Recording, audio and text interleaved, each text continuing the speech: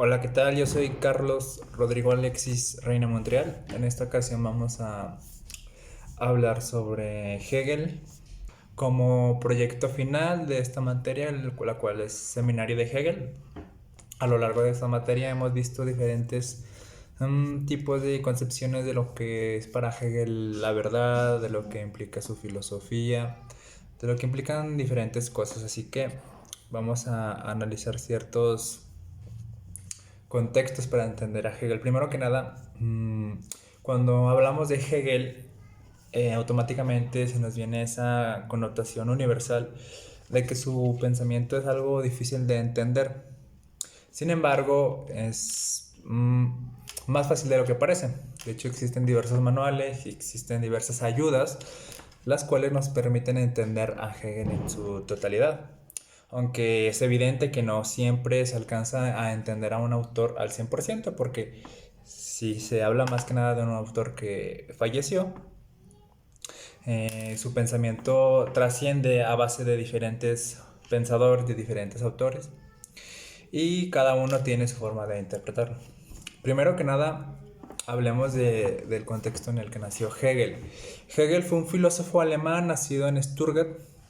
Su nacimiento coincidió y su vida con un momento crucial en la historia europea, marcado por la Revolución Francesa y las guerras napoleónicas.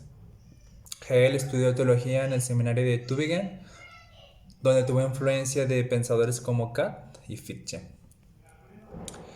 Hegel es conocido por su sistema filosófico complejo y su enfoque dialéctico, que es muy importante entender el contexto y el significado de la palabra espíritu.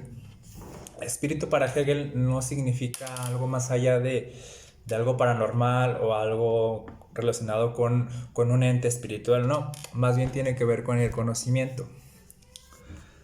Otras obras importantes incluyen la ciencia de la lógica y la filosofía del derecho. Bueno, Hegel nació en el año 1770 y falleció en el año 1831. Primero que nada hablemos de la dialéctica y el idealismo absoluto de Hegel. Hegel propuso una visión dialéctica de la historia y del pensamiento. Según él, el progreso se logra mediante la contradicción y superación de opuestos, tesis y antítesis, llevando una síntesis superior. Su idealismo absoluto sostiene que la realidad última es un espíritu absoluto que se manifiesta en la historia y en la mente humana, es decir, que es un progreso constante y continuo. La filosofía de Hegel generó diversas interpretaciones y críticas, por ejemplo, en este caso Marx, por ejemplo, se inspiró en la dialéctica hegeliana, pero la transformó en una herramienta para analizar las relaciones sociales y económicas. Otros filósofos como Kierkegaard y Schopenhauer criticaron aspectos del sistema de Hegel. A pesar de las críticas, Hegel dejó una profunda huella en la filosofía. Su influencia se extiende a diversas disciplinas como la sociología, la psicología y la teoría política. Sin embargo, su estilo denso y su enfoque abstracto han sido motivo de desafío y de controversia entre los estudiosos. Esto debido al lenguaje con el que Hegel se expresaba en sus escritos. De hecho, se le considera como un filósofo oscuro en ese sentido, un filósofo que es difícil de entender. De hecho, como comentaba al principio del video, muchas personas tenemos o teníamos esa noción equivocada de que comprender a Hegel es complicado, pero conforme se va estudiando, encontramos que realmente es como cualquier otro filósofo. En resumen, Hegel fue un filósofo cuya obra compleja y profunda ha continuado generando discusiones e interpretaciones a lo largo de los años, incluso hasta el presente. Primero que nada, ¿qué era la verdad para Hegel? Para Hegel la verdad no es un punto fijo, sino un proceso dinámico. Su método dialéctico, fundamentado en la contradicción y el movimiento, impregna su concepción de la verdad. La tesis, la antítesis y la síntesis son elementos clave en este proceso. Las ideas y conceptos evolucionan a través de la confrontación y la superación constante, es decir, tener como tal una idea, una noción de cierto concepto y con su oposición sobre otro concepto es como se podía obtener la verdad. Es decir, no era suficiente descubrir algo, sino que al momento de descubrir esa cosa o ese concepto era necesario encontrar su otra parte para hacer ese contraste. Sin embargo, Hegel sostiene que la verdad no es simplemente la adecuación de una idea a un hecho externo, como plantea el realismo clásico, sino que está intrínsecamente ligada al desarrollo del espíritu. ¿Qué quiere decir con esto? Que el pensamiento como tal es propio del ser humano. Es decir, que la realidad siempre está en proceso de cambio, en un constante cambio la realidad, pero el conocimiento siempre va a ser propio del ser humano. Aquí la verdad no solo se encuentra en lo fijo y en lo estático, sino también en la evolución y el devenir mismo. Para Hegel, la culminación del proceso dialéctico, es decir, de este proceso de adquisición del conocimiento, es la verdad absoluta. Esta no es simplemente una suma de verdades parciales, sino la totalidad en la que todas las contradicciones se reconcilian. La verdad absoluta es un punto en el que el espíritu se realiza plenamente y la realidad se revela como la manifestación última de la verdad. En este caso, el diálogo sobre la verdad conlleva una connotación incluso hasta poética, ¿no? Hablar de la verdad como algo que se descubre, como algo que está ahí, pero que el filósofo tiene que desentrañar. De hecho, un texto muy famoso sobre Hegel y que nos hace reflexionar es la dialéctica del amo y el esclavo. Bueno, prácticamente la dialéctica del amo y el esclavo es una pieza central en la obra de Hegel, específicamente en su fenomenología del espíritu. Este complejo episodio no solo aborda las dinámicas sociales, sino que también se sumerge en las complejidades de la autoconciencia y del desarrollo del espíritu.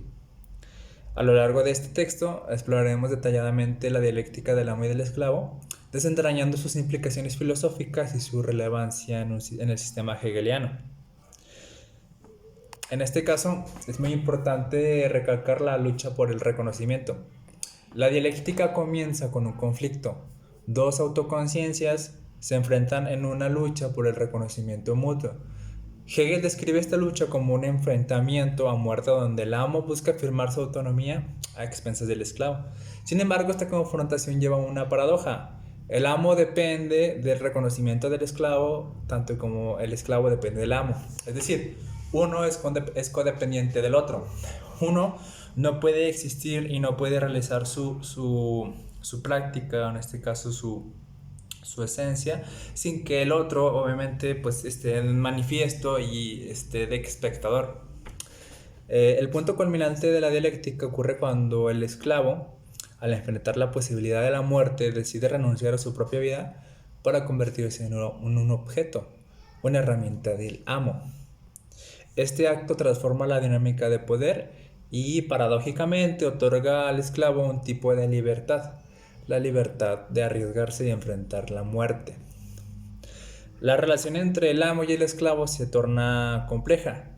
Si bien el amo tiene el reconocimiento del esclavo para validar su propia existencia, el esclavo por otro lado experimenta la transformación interna de reconocer su propia valía, es decir, a pesar de su subordinación.